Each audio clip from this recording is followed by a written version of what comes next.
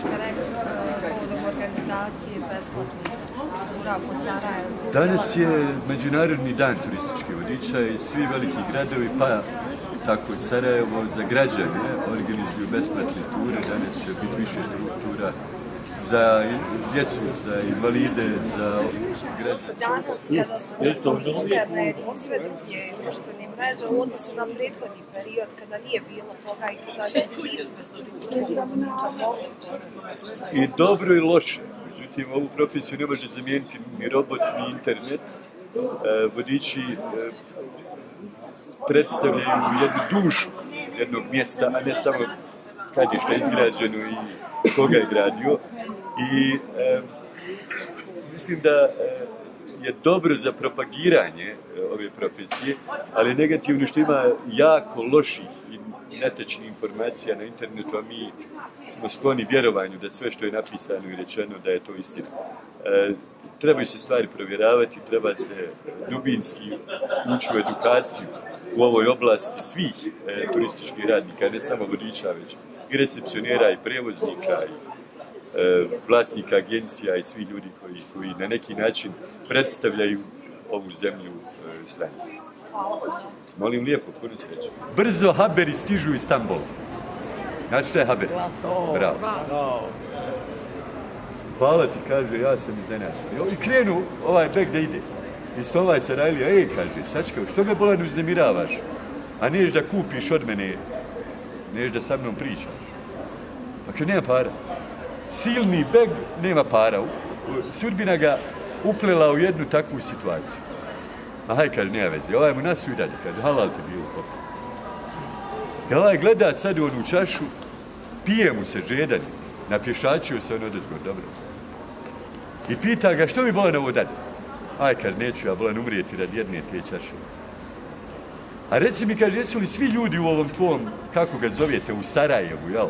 Sarajevo Vasi, ono prije toga, polje ispred dvorca, ono, kako je Mehmed Al-Fatih dao ime. Jeste li vi svi u Sarajevu, kaže, tako dobri koji ti? A ovaj se malo, ono, ljutnu, ono, sarajevski, kaže, slušaj musafire, puno pitaš. Svugdje na svijetu, pa i ovdje kod mene, ima i dobrih i loših. I to je normalno, tak je nas Bog dao. Ali kaže, jedna je stvar u Sarajevu drugačija. Nećemo nikog pustiti da umre od gladi ili crkne od žeđi, samo ako je normalan. Halal tebi bilo, popij to i nastavi svojim.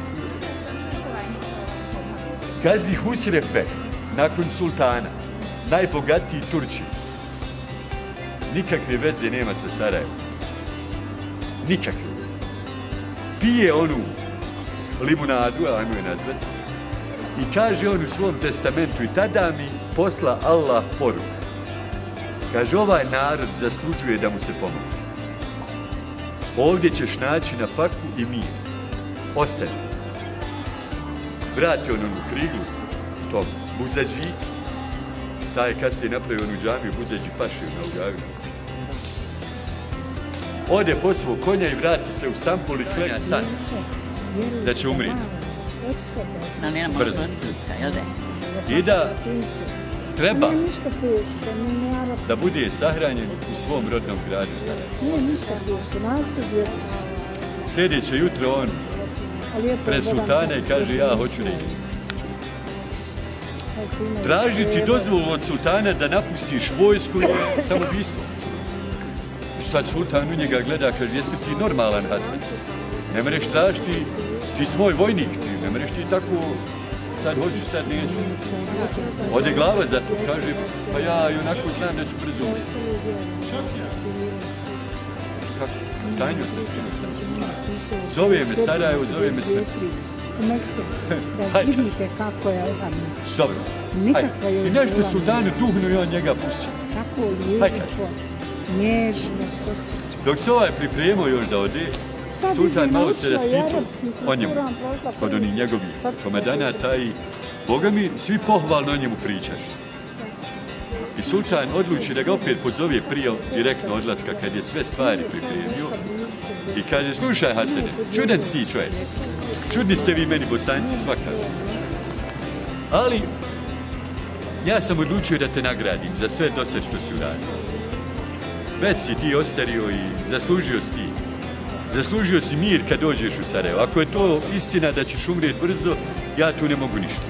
Ali kad dođeš, evo ti, Ferman, javi se Vali, nek ti da komad zemlje, gdje god ti želiš.